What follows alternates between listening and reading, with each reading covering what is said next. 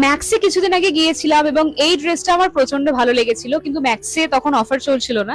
তো ভাবলাম অনলাইনে গিয়ে একবার সার্চ করে দেখবো। আর আমি যখন পেলাম না, এটা লিটারালি আমি লাফাচ্ছিলাম কিভাবে যে আমি খুঁজেছি, আমি তোমাদের বলে বোঝাতে পারবো না। ড্রেসটা প্রচন্ড সিম্পল বাট ততটাই সফিস্টিকেটেড একটা লুক দিচ্ছে।